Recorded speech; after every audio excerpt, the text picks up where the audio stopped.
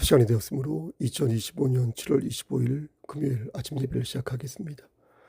다 같이 신앙 고백 사도신경으로 하시겠습니다. 전능하사 천지를 만드신 하나님 아버지를 내가 믿사오며 그 외아들 우리 주 예수 그리스도를 믿사오니 이는 성령으로 잉태하사 동정녀 마리아에게 나시고 본디오 빌라도에게 고난을 받으사 십자가에 못 박혀 죽으시고 장사한 지 사흘 만에 죽은 자 가운데에서 다시 살아나시며 하늘에 오르사 전능하신 하나님 우편에 앉아 계시다가 저리로서 산 자와 죽은 자를 심판하러 오시니이다. 성령을 믿사오며 거룩한 공예와 성도가 서로 교통하는 것과 죄를 사해 주시는 것과 몸이 다시 사는 것과 영원히 사는 것을 믿사옵나이다. 아멘. 거룩하시고 자비로우신 하나님 아버지, 우리에게 영원한 생명을 허락하여 주셔서 그리고 성령을 선물로 보내주셔서 진심으로 감사드립니다. 우리가 많은 죄를 짓고 넘어지고 쓰러져서 하나님을 근심되게 하는 그런 삶을 살 때가 많이 있음에도 불구하고 우리를 포기하지 아니하시고 끝까지 장중에 붙잡아 주셔서 우리를 올바른 길로 선도하여 주심을 진심으로 감사드립니다. 하나님, 우리가 만약 죄를 지었다면 속히 무릎을 꿇고 회개할 수 있도록 하시고 주께서 원하시는 삶을 살기 위해 최선의 경주를 다할 수 있도록 은총 베풀어 주시옵소서. 우리의 자녀와 부모님과 사랑 형제 자매 함께 하시고 인도하시사 저들이 말씀 붙잡고 이기는 자가 되게 하여 주시고 저들이 말씀 안에서 열매 맺을 수 있도록 은총 베풀어 주시옵소서. 우리 교회가 구원의 방주로서의 역할을 잘 감당할 수 있도록 하시고 수원시 신동에서 더없이 중요한 교회 공동체 되어서 많은 이웃들에게 빛과 소금의 그 기능을 다하는 귀한 우리 교회에게 역사하여 주시옵소서. 우리 성석교회가 양적으로 좀 더 부흥됐으면 좋겠습니다. 질적으로도 좀 더 성숙되어졌으면 좋겠습니다. 모든 것들이 하나님 뜻 안에 달려있으나 우리가 최선을 다하는 모습을 주께서 원하시니 우리에게 맡겨진 사명을 반듯하게 잘 감당할 수 있도록 하시고 하나님께서 뜻하신 바대로 일꾼과 동역자를 보내주시사 빈자리가 꽉 채워질 놀라운 역사 일으켜 주시옵소서. 물질적으로도 채워주셔서 재정적으로 넉넉하여서 가난하고 가련한 자를 꾸어주고 나눠주는 그런 우리 교회가 되기를 소원하오니 주께서 원하신 그때에 열매 거둘 수 있도록 하나님 은총 베풀어 주시옵소서. 모든 말씀 예수 그리스도를 받들어 감사하며 기도드렸사옵나이다. 아멘. 하나님 말씀 보겠습니다. 아모스 7장 10절에서 17절 말씀입니다. 아모스 7장 10절에서 17절 구약성경 제성경으로 1281쪽입니다. 아모스 7장 10절에서 17절 말씀입니다. 그 중에서 마지막 절 17절 말씀만 봉독하겠습니다. 여호와께서 이와 같이 말씀하시기를 내 아내는 성읍 가운데서 창녀가 될 것이요 내 자녀들은 칼에 엎드려지며 내 땅은 측량하여 나누어질 것이며 너는 더러운 땅에서 죽을 것이요 이스라엘은 반드시 사로잡혀 그의 땅에서 떠나리라 하셨느니라. 아멘. 평상시에는 새벽 한 4시 반 정도에 녹음을 하거나 그러는데 제가 새벽 일찍 아침 일찍 나가야 되기 때문에 오늘 지금 1시 12분인데 설교 작성하고 곧바로 녹음을 하게 되었습니다. 원래 작성하고 잠을 좀 자고 나서 새벽에 일어나는데 지금 곧바로 녹음을 하게 되었습니다. 4시간 정도 앞당겨서 미리 하는 것입니다. 누차 말씀드렸는데 저도 비슷한 시간에 일어나서 말씀을 녹음하는 것이 의미가 있다는 생각에 그동안 계속 특별한 경우가 아니고서는 그렇게 고집하였습니다. 말씀으로 은혜 받으시기를 소원합니다. 주변을 둘러보면 말을 참 잘하는 사람이 꼭 한두 명씩은 있습니다. 말의 기술이 뛰어나다는 것이 아니라 그와 대화를 하면 기분이 좋아진다는 뜻으로 말을 잘한다는 것입니다. 그런 자극적인 말로 대화를 선점하려 하지 않고 강경한 말로 상대를 잡아당기거나 혹 선동하려 하지 않습니다. 경망스럽지 않으면서도 유쾌하게 그리고 자신 있게 대화에 참여하니 그와 대화하면 어떻습니까? 한결 기분이 좋아지는 것입니다. 처음에는 그가 술술 말하고 술술 듣는다고 생각했습니다. 하지만 그와 계속 이렇게 대화를 하다 보니까 그가 많은 부분에서 대화에 공을 들이고 있다는 것을 알게 되었습니다. 말의 기술을 장착하기 위해 나름 신경을 쓰고 있다는 걸 보았고 또 상대의 말에 공감하기 위해 여러모로 노력하고 있다는 것이 읽혔습니다. 한마디로 말해서 멋있고 근사하며 성실하기까지 한 그런 사람이었던 것입니다. 오늘 본문을 보면 세 명의 인물이 등장합니다. 10절부터 17절까지의 말씀인데요. 한 사람은 지면에 드러나지 않은 인물로 여로보암이라는 왕이고요. 나머지 두 사람은 표면에 드러난 인물로서 공방을 주고받는 아모스와 아마샤입니다. 여기서 여러분들이 헷갈리면 안 될 것이 성경에 아마시라는 이름을 가진 이가 두 명 나오거든요. 한 사람은 이스라엘의 왕의 아마시아가 있습니다. 또 한 사람은 제사장. 오늘 본문에 나오는 이 아마시아는 제사장이 되겠습니다. 이 제사장 아마시아가 선지자 아모스와 치열한 공방을 벌인 것입니다. 여로보암이라는 이름도 헷갈릴 수 있겠다는 생각이 듭니다. 왜냐하면 여로보암이라는 이름을 가진 것도 또 성경에 두 명 나오거든요. 오늘 본문에 나오는 여로보암은요. 여로보암 1세가 아니라 여로보암 2세가 되겠습니다. 그러니까 여로보암 1세가 누굽니까? 이스라엘이 남북이 갈라졌는데 북이스라엘의 초대왕 있죠. 초대왕이 남쪽 유다는 초대왕이 사울왕이었다면 여기 갈라지고 나서 북이스라엘의 초대왕은 바로 여로보암 1세가 되겠습니다. 솔로몬이 죽은 후에 북이스라엘을 통치했던 첫 번째 왕이 바로 여로보암이었다. 당시 이스라엘에 12지파가 있었지 않습니까? 근데 무려 10지파가 여로보암 1세에 붙어가지고요. 북이스라엘은 그냥 꽉 찬 상태에서 건국이 된 것입니다. 이렇게 북이스라엘은 남쪽 유다에 비해 왕조가 아주 거대했는데요. 문제는 무엇입니까? 이 북이스라엘의 초대왕인 이 여로보암 1세가 하나님을 제대로 섬기지 않았다는 것입니다. 여러분 그가 어떤 죄를 지었습니까? 단 있죠. 단과 베델 있죠. 이 베델의 금송아지를 만들어 가지고요. 이스라엘 백성들로 하여금 그 앞에 절하라고 말했습니다. 하나님께서 제일 싫어하는 게 뭡니까? 여러분? 네? 뭡니까? 우상 숭배를 제일 싫어하시지 않습니까? 근데 왕이 우상 숭배를 진두지휘하였으니까 이것처럼 막자인 것도 없는 것입니다. 그럼 오늘 본문에 등장하는 여로보암 2세는 어땠을까요? 그는 북이스라엘의 13번째 왕이었습니다. 여로보암 1세 때와 달리 북이스라엘은 여로보암 2세 때 아주 그냥 최전성기를 구가했습니다. 여로보암 2세는요. 북이스라엘의 황금기를 가져온 왕이었어요. 비교하자면 고구려 누굽니까? 광개토대왕 혹은 장수왕. 예? 그러니까 이 북이스라엘의 최절정의 왕이 바로 13번째 왕 여로보암 2세였던 것입니다. 그런 선지자 요나의 예언대로 하맛에서 아라바 바다까지 광대한 땅을 지배하였습니다.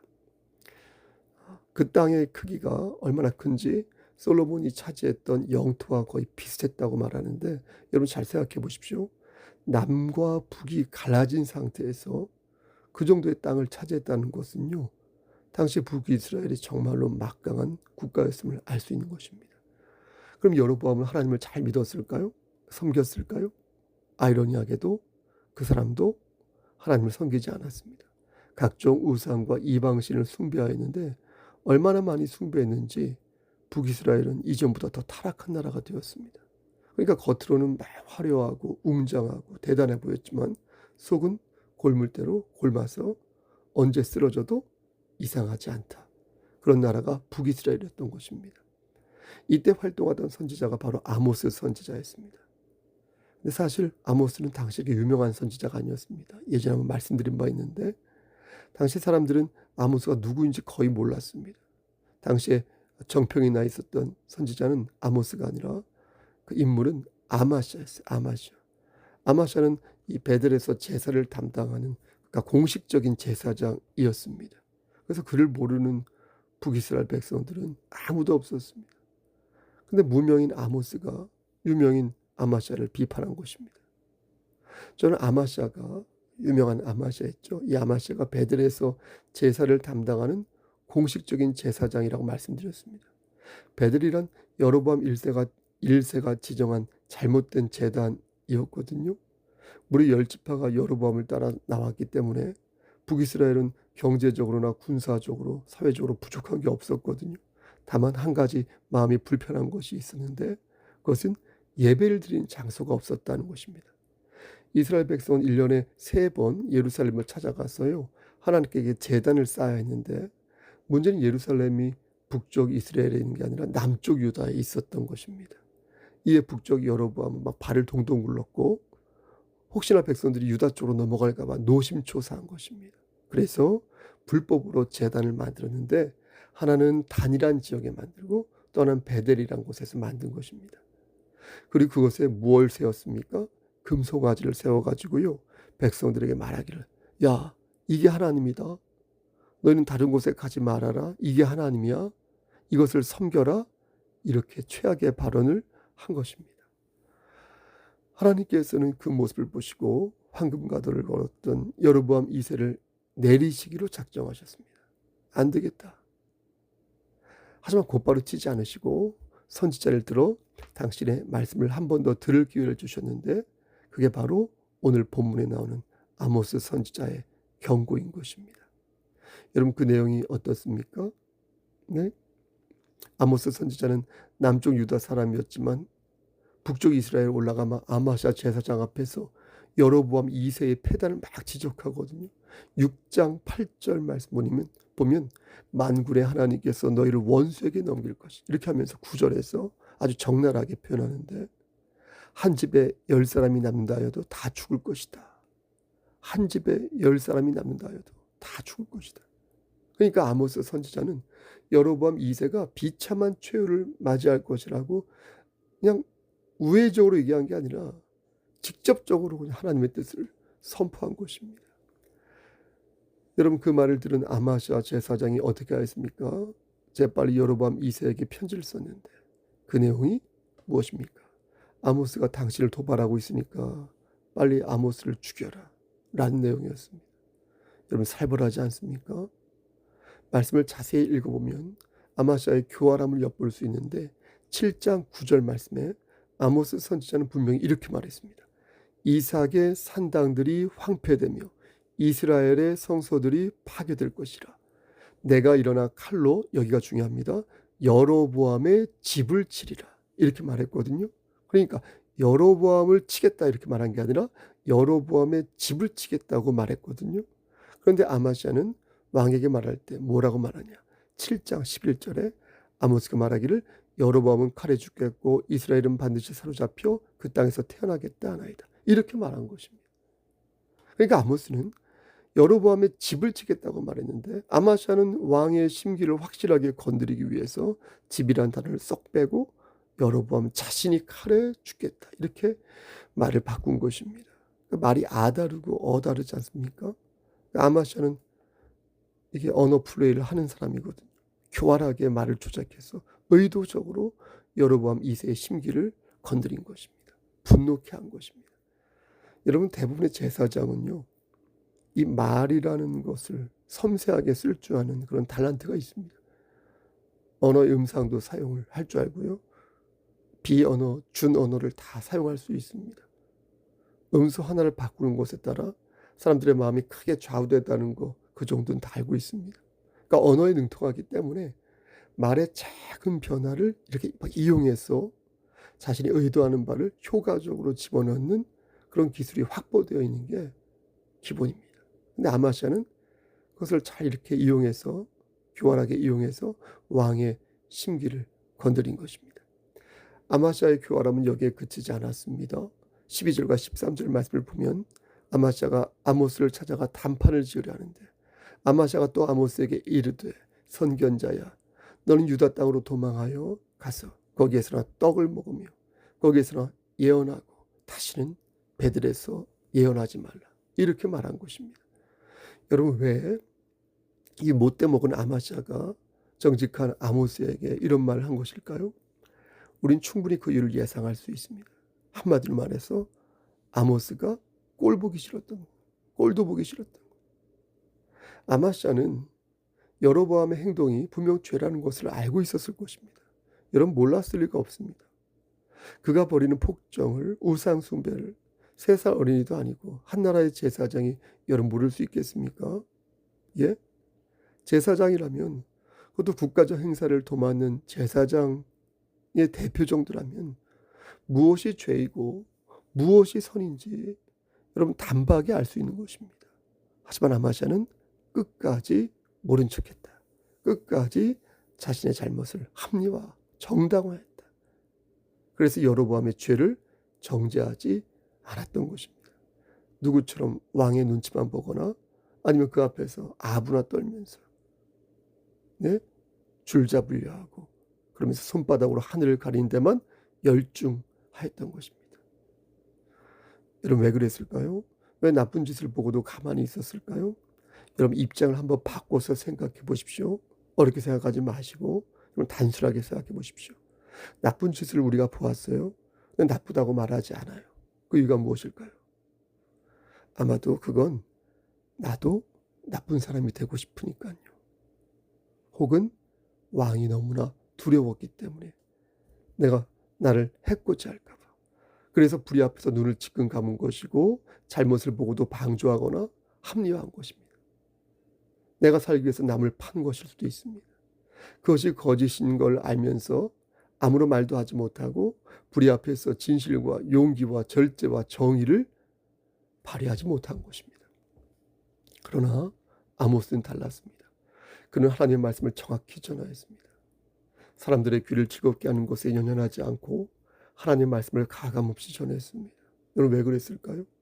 이 부분도 생각해 보시기 바랍니다. 입장 바꿔서. 왜 불의에 대항하여 진실을 알리고자 하였을까요? 사람 눈치 보지 않고. 이것도 명료합니다. 아모스는 불의와 결탁하는 게 싫었던 것입니다. 그것이 하나님의 뜻이 아니라고 보았던 것이고 하나님을 생각할 때 거짓된 삶을 사는 것이 정말로 두려운 일이라는 것을 아모스 선지자는 알고 있었기 때문인 것입니다. 그리고 세상의 부귀영화보다 하나님께서 주실 상급이 더 크다는 것을 믿고 알았던 것입니다. 알고 믿었던 것입니다. 여러분 두 사람은 똑같은 상황에서 상반된 모습을 보였습니다.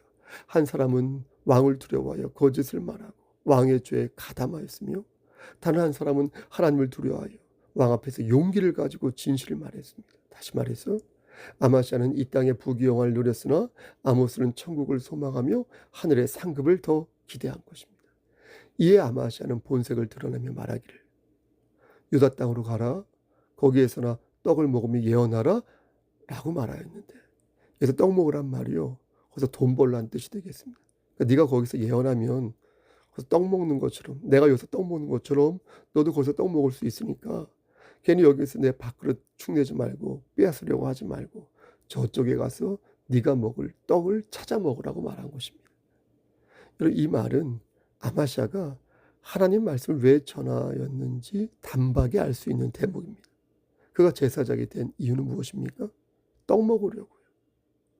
떡 먹으려고 제사장이 된 것이니 여기서 떡은 세상이 주는 권력과 재물과 모든 욕망이라 말할 수 있을 것입니다.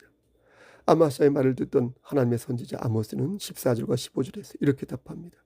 나는 선지자가 아니며 선지자의 아들도 아니야. 나는 목자야. 나는 뽕나무를 재배하는 자야. 양떼를 따를 때에 여호와께서 나를 데려다가 여호와께서 내게 이르시기를 가서 내 백성 이스라엘에게 예언하라 하셨어. 이렇게 말씀하였습니다. 이 뜻은 내가 먹기 위해 여기 온 게 아니라는 것입니다. 나는 이미 목자이고 이미 뽕나무를 재배할 기술자이기 때문에 선지자 일을 하지 않아도 먹고 살 수 있다는 것입니다. 그런데도 내가 하나님의 말씀을 전한 이유는 하나님이 나보고 그렇게 하라고 명령하셨으니까. 그래서 그렇게 하라는 것입니다. 그러니까 그냥 하는 거라는 거예요. 그냥 하는 거. 그냥 한다는 말에 대해서 오해하지 마시고. 하나님이 그렇게 하라고 명령하셨으니까 하는 거라는 거예요. 그러니까 내가 무엇을 바라고 이렇게 하는 게 아니라 하나님이 그렇게 하라고 시키셨으니까 내가 이 일을 감당한다는 것입니다. 여러분 어떻습니까? 아모스는 달랐다는 것입니다. 그는 하나님의 명령을 받들기 위해 진실을 전한 것입니다. 하나님의 영광을 위해 사람들에게 하나님의 말씀을 전한 것입니다. 아모스는 최종적으로 이렇게 선포합니다. 17절. 너희 아내는 성읍 가운데서 창녀가 될 것이다. 너희 자녀들은 칼에 엎드러질 것이다. 너희 땅은 나누어질 것이며 너는 더러운 땅에 끌려가 죽게 될 것이다. 그리고 이스라엘은 망하게 될 것이다. 말씀 마칩니다. 사랑하는 성숙교회 성도 여러분, 여러분들은 하나님께서 왜 오늘 본문을 성경으로 남겨놓았다라고 생각하십니까? 하나님께서 오늘 본문을 들어 저와 여러분들에게 가르치시고자 하는 메시지가 무엇이겠습니까? 여러분, 하나님께서는 오늘 본문을 들어 말씀하십니다. 너희가 두려워해야 하는 것은 세상이 아니다. 너희가 바라보아야 하는 것도 세상이 아니다. 하나님의 자녀가 두려워하고 하나님의 자녀가 바라봐야 할 대상은 우리와 언약을 체결하신, 너희와 언약을 체결하신 여호와 하나님이다. 너희는 그 약속을 기억하라. 그 언약 따라, 그 약속 따라 너는 진리를 사되 결코 진리를 팔면 아니 될 것이다. 여러분, 세상에는 교활한 아마샤 같은 사람도 있고요, 성화되어가는 아모스 같은 사람도 있습니다. 또 아마샤 같다가 아모스 같고, 아모스 같다가 아마샤 같은 사람도 있습니다. 여러분들은 어떻습니까? 네? 여러분들은 어떻습니까? 여러분들은 진리를 사고 있습니까? 진리를 팔고 있습니까? 여러분 진실을 말하고 있습니까? 아니면 경광부회하여 자신의 이득을 위해 거짓을 살포하고 있습니까? 사랑하는 우리 성도 여러분, 하나님을 두려워합시다. 하나님을 두려워하지 않으면 하나님을 경외할 수 없습니다. 하나님을 경외하지 않으면서 하나님을 사랑한다고 말하는 것은 모두 거짓입니다. 하나님을 두려워해야 하나님을 경외할 수 있고, 하나님을 경외해야 비로소 하나님을 사랑할 수 있습니다. 하나님을 의지한다는 것은 하나님이 우리에게 주신 언약을 신뢰한다는 것입니다. 우리의 생사복을 주께서 모두 주관하사 종국적으로 우리를 성령의 능력으로 이끌어 주심을 믿는다는 것입니다. 그러므로 바라건대 우리 교회가, 우리 성석교회가 하나님 보시기에 합당한 교회가 되기를 소원합니다. 우리 성석교회가 옳고 그름을 하나님의 말씀으로 판독하여 세상을 바르게 분석하기를 소원합니다. 하나님께서 주신 지혜와 용기와 절제와 정의로 그리스도의 향기를 바라는 그런 교회가 되기를 바랍니다. 허망한 말을 하지 아니하고, 멍에를 지우지 아니하고, 손가락질을 하지 아니하고, 하나님께서 주신 지혜의 말씀으로 하나님만, 오직 하나님만 경외하여 나날이 구원을 이루어가는 우리 교회가 되어주기를 주님 이름 받들어 간절히 축원합니다. 아멘. 이제는 우리를 죄에서 구속하여 주신 우리 구주 예수 그리스도의 은혜와 아버지 하나님의 만극하신 그 사랑하시고 성령 하나님의 교통하시고 인도하시는 모든 역사하시며 하나님 말씀 안에서 오늘도 하나님께서 주신 지혜의 말씀으로 하나님을 두려워하고 경외하고 사랑하기를 소원하는 여기 모인 성도와 그들의 가족, 이 제단과 이 나라 위에 하나님의 사랑하심이 세세토록 함께 계실지어다. 아멘. 예배를 마쳤습니다. 돌아오는 주일은 7월 마지막 주 27일, 7월 27일 주일입니다. 여러분 다 같이 나와서 예배드리면 얼마나 좋을까요? 그렇게 되는 날이 꼭 왔으면 좋겠습니다. 여러분 오늘 하루도 건강 유의하시고요, 힘찬 하루 되십시오. 샬롬 메카.